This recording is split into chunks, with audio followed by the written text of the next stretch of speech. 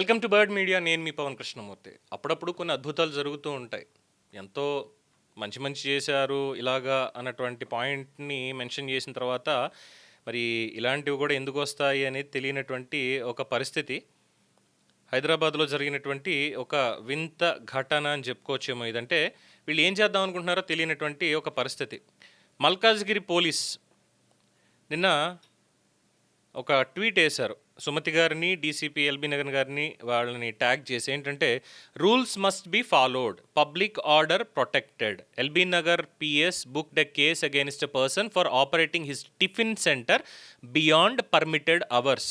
The Honorable 6th Metropolitan Magistrate LB Nagar sentenced him for 2 days simple imprisonment with a fine of 50 rupees under section 21 of 76 of HCP Act. ఏమైనా హత్య చేశాడండి? ఏమైనా murder చేశాడా రేవంత్ రెడ్డి గారు? ఈయన idli కొట్టెట్టుకొని tiffin అమ్ముకుంటున్నాడు, liquor అమ్మట్లేదే.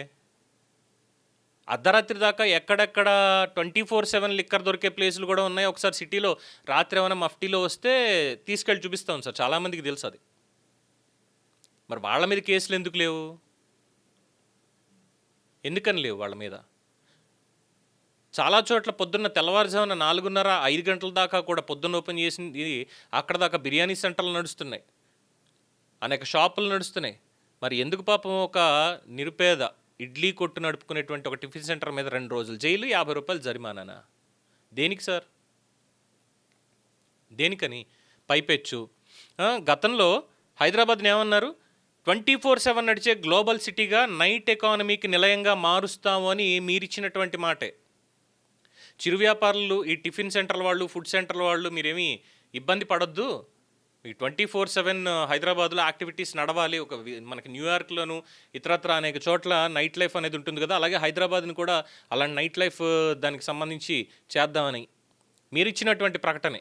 Global ఎకానమీని ఇంకా ఆకర్షించాలి అని చెప్పని. మరి ఏంటి సార్ ఇక్కడ లిమిట్ ఏంటి సార్? ఏ టైం దాకా ఉంచాలి, ఏ టైంకి వెళ్ళిపోవాలి? ఇప్పుడు ఐటీ ఎంప్లాయీస్ చాలామంది ఉంటారు సార్. రాత్రి కొంతమందికి ఫుడ్ దొరకదు, పెద్ద పెద్ద రెస్టారెంట్కి వెళ్ళి తినేంత జీతాలు ఉండవు. వాళ్ళందరికీ దిక్కేంటి సార్? ఇలాంటి ఇడ్లీ కొట్టే సార్, రోడ్డు పక్కన నడుపుకునేటువంటి ఇడ్లీ కొట్టు. అక్కడ వాళ్ళు ఏమీ లిక్కర్ అమ్మట్లేదు, డ్రగ్స్ అమ్మట్లేదు, ఏం అమ్మట్లేదు కదా. మరి ఎందుకు ఈ చర్య తీసుకోవాల్సి వచ్చింది? అలాగా మ్యాజిస్ట్రేట్ గారు ఆ వారి విచక్షణ ఏమైపోయింది?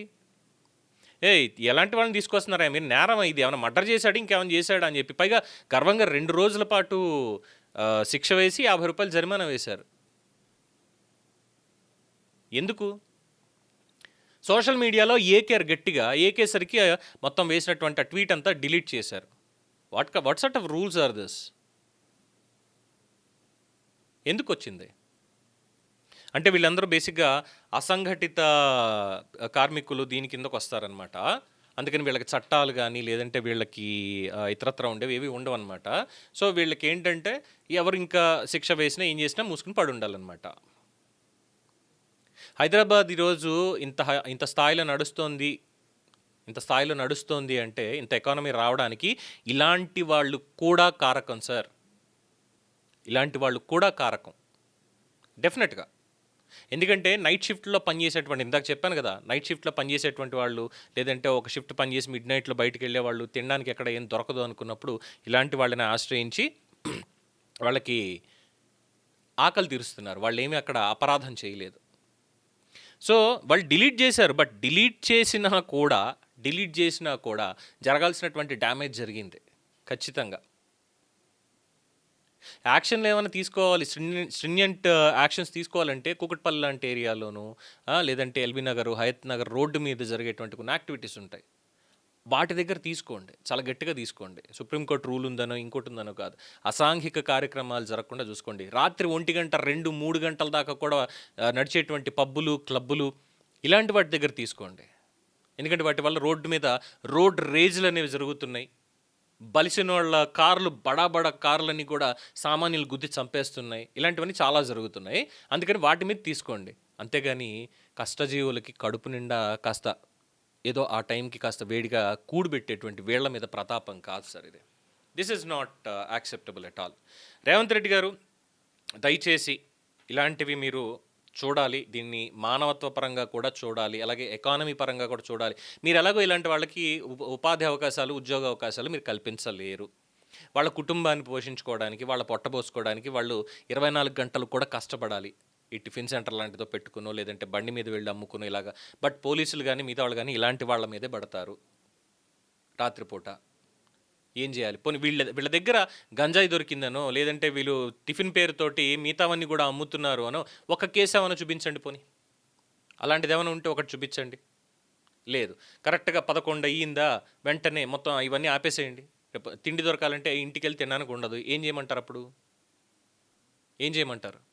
మీకు గవర్నమెంట్కి మాత్రం టెన్షన్గా అన్ని ట్యాక్సులు కట్టాలి, అన్ని ఫైన్లు కట్టాలి, అన్నీ చేస్తూనే ఉండాలి.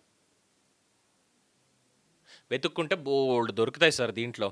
అందువల్ల 24/7 కమర్షియల్ పాలసీని మీరు తక్షణమే అమలు చేసి ఇలాంటి చర్యలకు ఫుల్ స్టాప్ పెట్టండి. 24 గంటల పాలసీ అమలు చేయడం అంటే 24 గంటల రోడ్డు మీద బలాదూరు తిరుగుతారు పబ్లిక్ అని కాదండి. ఎవరి పనిని బట్టి వాళ్ళు తిరుగుతారు.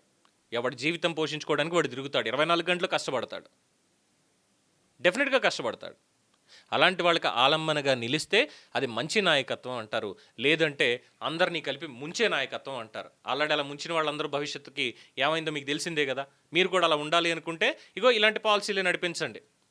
ఇడ్లీ కొట్టెట్టుకుని టైం దాటింది అనగానే వాళ్ళని అరెస్ట్ చేసి తీసుకెళ్ళాలి, జైల్లో పెట్టడాలు అలాంటిది ఇస్తే మిమ్మల్ని కూడా వాళ్ళ జాబితాలను చేరుస్తారు. సామాన్యులకు అండగా నిలుస్తానని మాట ఇచ్చారు. దయచేసి దాన్ని నిలబెట్టుకోండి సార్. ఇదే పబ్లిక్ కోరుకునేది. దీని మీద మీ ఒపీనియన్ తెలియచేయండి. చూస్తూనే ఉండండి ది బర్డ్ మీడియా. ఈ వీడియో మీకు నచ్చినట్లయితే లైక్ చేయండి, షేర్ చేయండి, సబ్స్క్రైబ్ చేయండి. మరిన్ని అప్డేట్ల కోసం మా వాట్సాప్ ఛానల్ను ఫాలో చేయండి.